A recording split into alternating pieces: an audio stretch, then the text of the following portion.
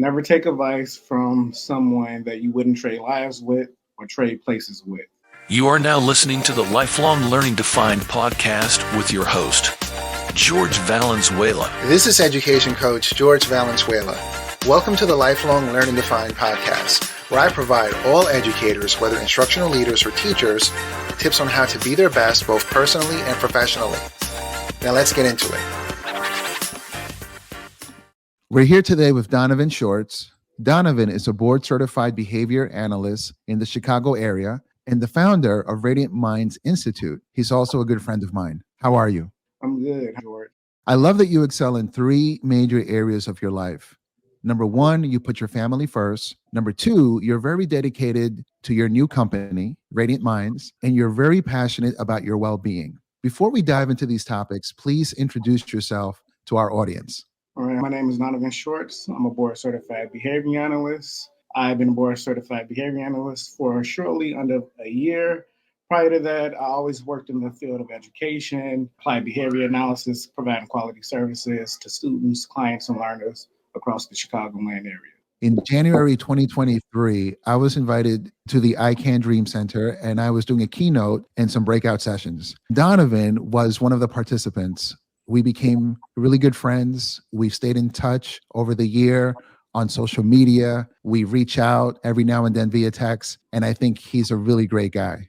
Donovan, it's such a pleasure to have you here today, my brother. Thank you for having me, George. You basically inspired me to want to do the podcast and to get out there and put myself out there. I suffer from anxiety when it comes to this, but since the PD, it made me actually see, I can do the same thing, or I can open up my comfort levels and put myself out there. Because I have the knowledge, it's just about getting it out there. And you can do it better.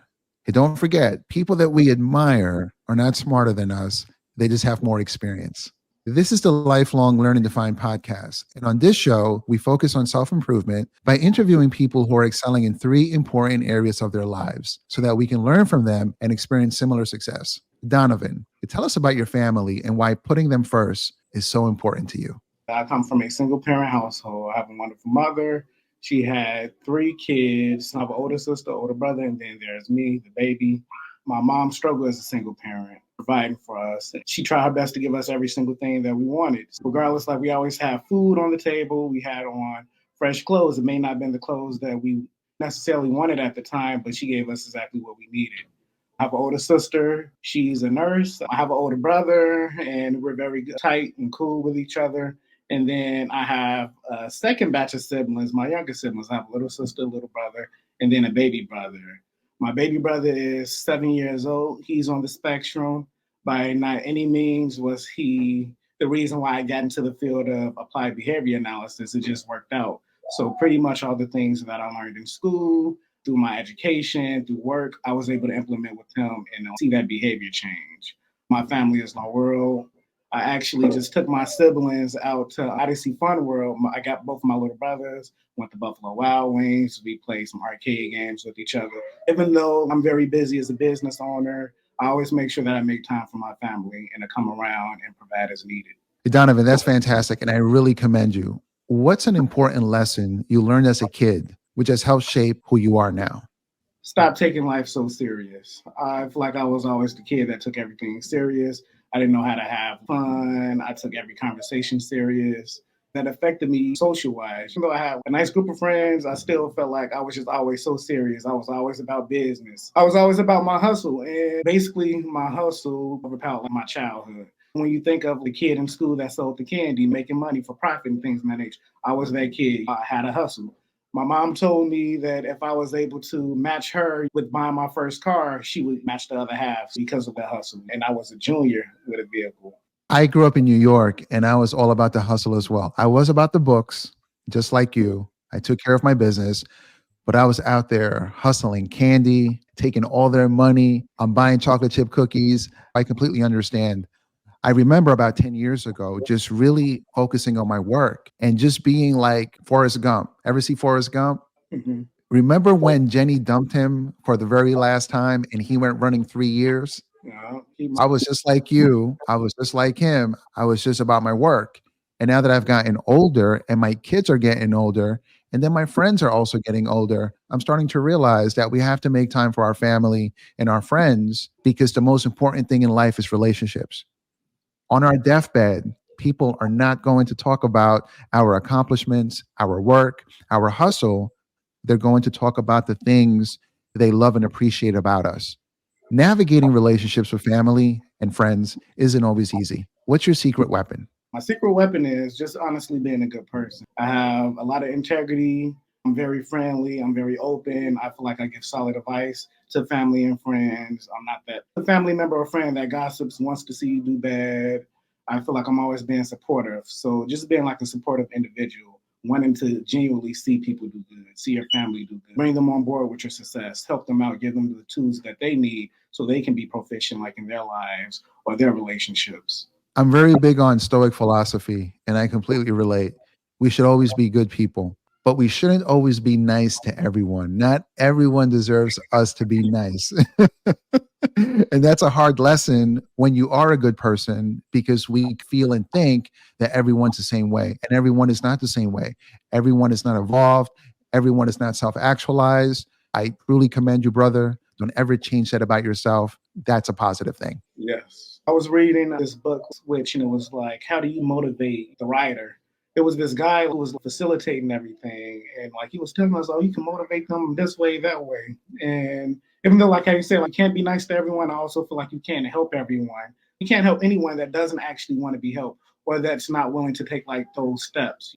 So I definitely did learn that lesson. Like you can't help everyone, you can't bring everybody on board. Also, it goes with learning to say no. If you can't do something, honestly, I feel like I learned within the past 3 years is a valuable lesson is say no. You can't give half the effort per se in regards to assisting someone. So just learn how to say no.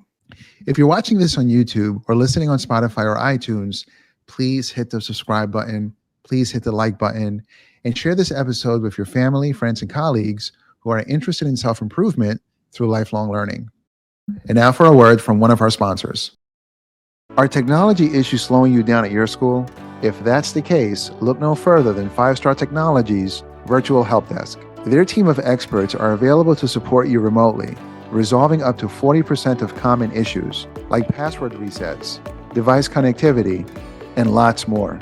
With just a few clicks, you'll have access to their live chat from 7 a.m. to 4 p.m. Monday through Friday. Just enter your email to get started. Then you'll live chat with one of 5-Star's EdTech experts to diagnose your problem. And if their virtual help desk agent can't solve the issue completely, they will dispatch the ticket to your school's on-site tech team. Let 5-Star Technology Solutions be your support partner. Experience their virtual help desk, which is affordable, efficient, and always there for you. Please contact them at 5startech.com/contact us. Once again, 5startech.com/contact us.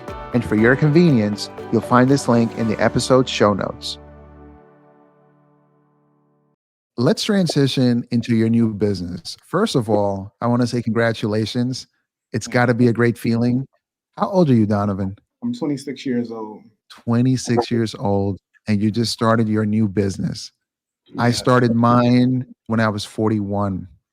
You're well ahead of the curve, my guy. Tell us about your new business and why it's important to you. The name of my new business is Radiant Minds Institute Corporation.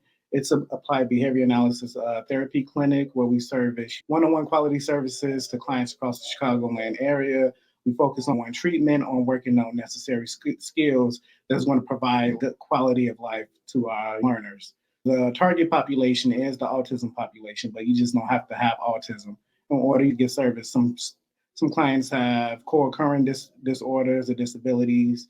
All neurodiverse learners are welcome. We work on social skills, play skills. We work on life skills. We work on skills that's going to give that individual a quality life in this community that we currently live. It's very special to me. What's valuable about it is I worked at many clinics across the Chicagoland area, even in Indiana as well. I worked at places where the treatment was not effective or they did things unethically. And that's one thing that Radiant Minds is standing behind is treatment integrity and treatment fidelity. that we're doing things the right way. We're also consulting with the families, other therapists to provide top-notch quality services. Along with working in many various clinics, I learned what I do, I learned what I disliked.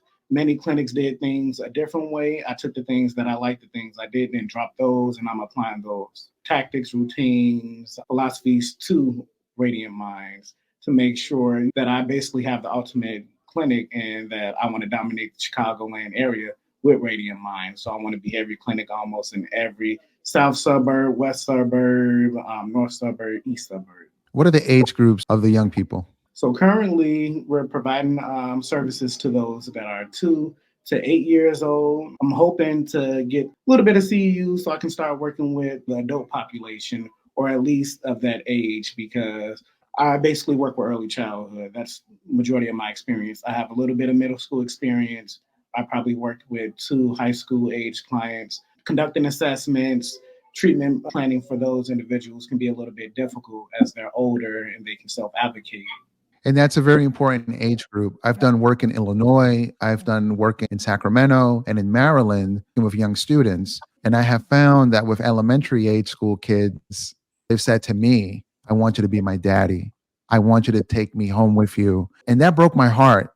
A majority of those kids call me their uncle. And that's something that I get called out by one of my students here at the Icon Dream Center. And he calls me Mr. Uncle. And it's because I act like an uncle figure, like to my kiddos that I work with. With the Gen Ed population, I feel like it is very essential that we treat them with such love and care, and we treat them as individuals and also allow them to be children too. I feel like there were many teachers at the school that was too hard on the kids, and they didn't even take the time to understand the why. Why is the student behaving this way? Or why are they engaging in these behaviors?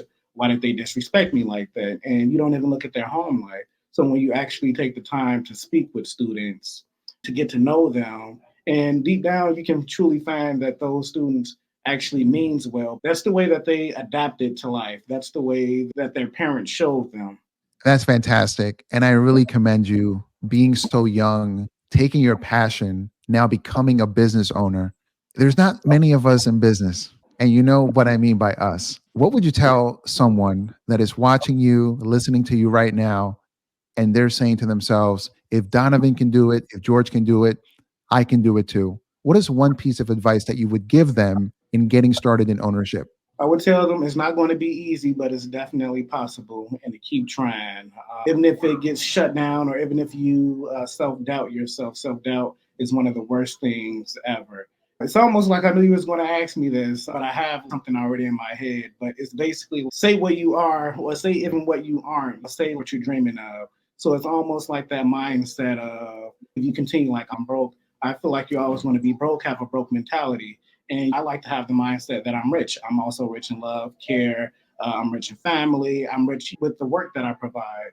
After a while, I feel like I'm going to achieve those riches. Definitely keep trying and keep self-affirming yourself that you're capable and that you reach your goals that you have, regardless if those are short-term or long-term goals. Oh, that's fantastic. I try to do things in a similar way. Every year, I look at my goals, at my personal goals, and I write them down. But when I write them down, I write them as if I already have them and in a prayer format. I have found that having an abundance mindset is really the key to being abundant. Not many people know that. And like you said, many people focus on the negative self-talk instead of the positive one. And now for a word from one of our sponsors. If you're a STEM and PBL teacher like me, you're always on the lookout for new project ideas and resources. You know George does PBL, and I'm telling you, look no further than SmartLab. SmartLab really has a fresh take on STEM and PBL. I'm proud to be a partner, and they sponsor the podcast. But just don't take my word for it. Check out what other educators are saying about SmartLab. When students enter into SmartLab, they are allowed to think outside of traditional norms. It gives them a lot of agency. They feel empowered and important. I think that's one of the biggest benefits of the SmartLab environment and the way the project process is set up. SmartLab becomes this place where they can do those things and have the time and space to communicate better and even deal with social emotional stuff. They're having a bad day. A SmartLab's a place where we can change the pace of what they're learning to match their mental needs for the day. And that comes back tenfold later on when they want to be there and they want to learn and they want to do stuff and they feel safe and they feel like they can get the things they need. That's one of the big benefits of being in more of a collaborative environment is it makes you have to work. It makes you have to be accountable. Please look in this episode's show notes for a link to connect with SmartLab. Now let's get into your passion of focusing on your self-care.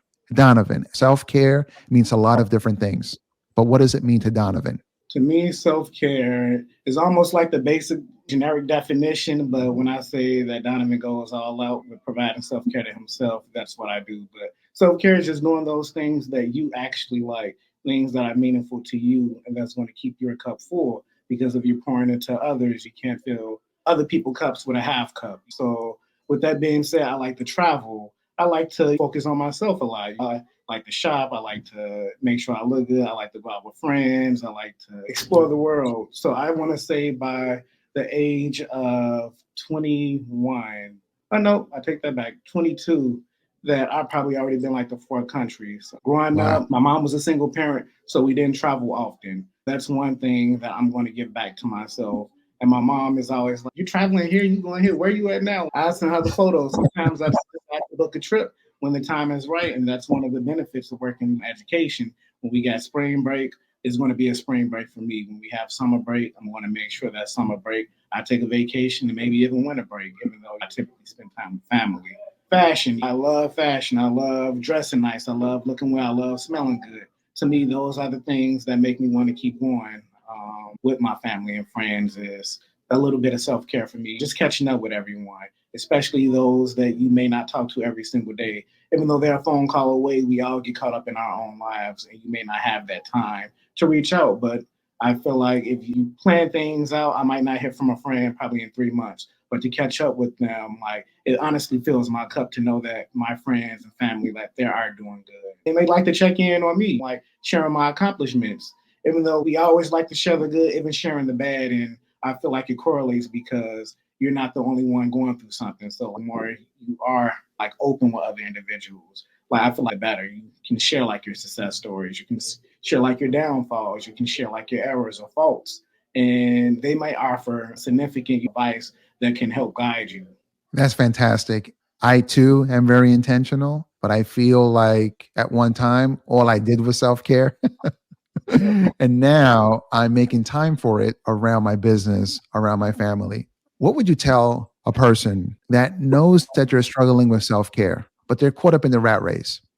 A person that's struggling with self-care, they should start with their night routine, regardless if that's taking a bath, having a nightcap, watching your favorite TV show, listening to a podcast, your favorite song before sleep. Even to me, like I look at that as self-care. And that's something small, but can make a huge impact because that's the last thing you do before bed. The last thing that you think about before bed can affect like your sleep, or it could affect your dreams or your thoughts before going to bed.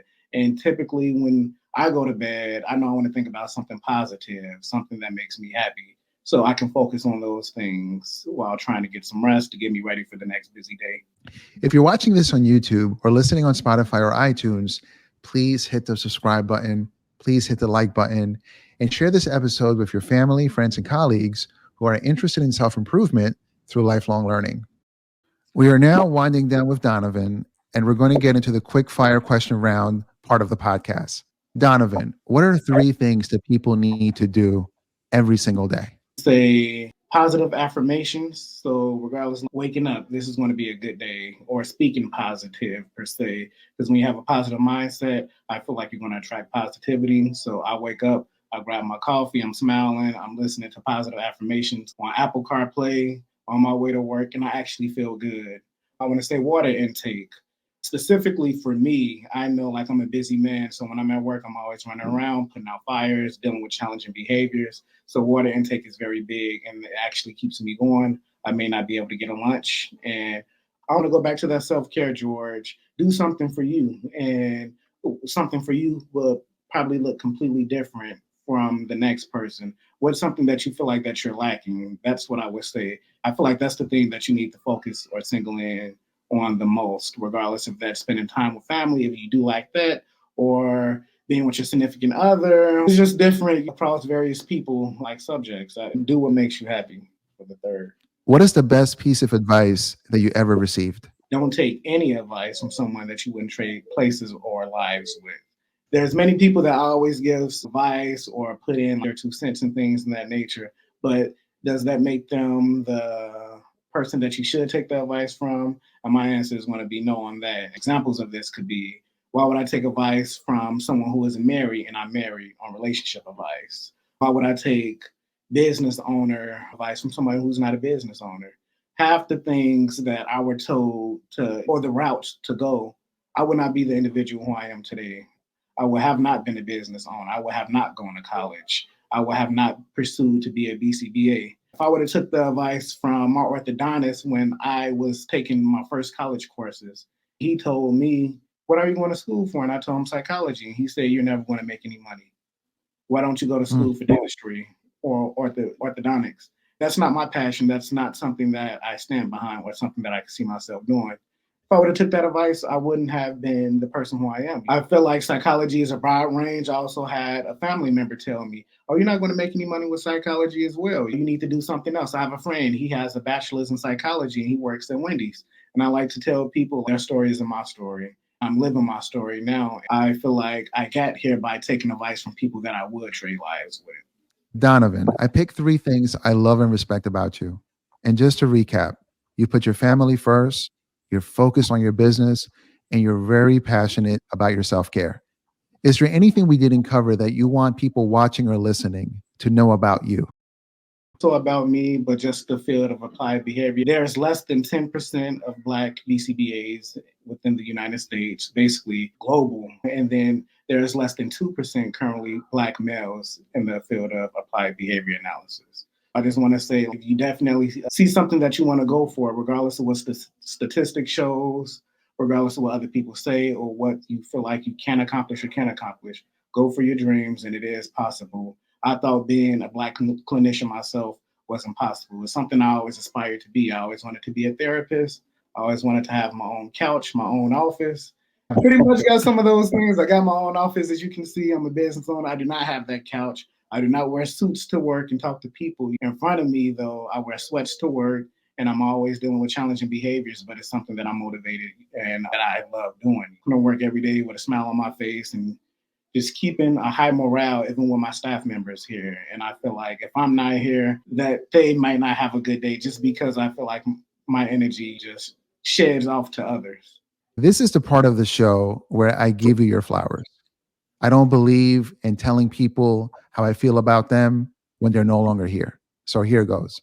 Donovan, you're a young man, but you're doing great things. You may not see the impact of your work immediately, but the impact will be felt in the lives of those children as they become adults, even when you're not here. I'm leaving this conversation very inspired, and I'm so glad that you and I have a connection through Dr. Avisha Ford in the I Can Dream Center, and I consider you a friend, my brother. Oh, thank you, George. I consider you a good friend, too. Let's put this into the universe. How can people contact you, Donovan, so that you can help their kids be their best?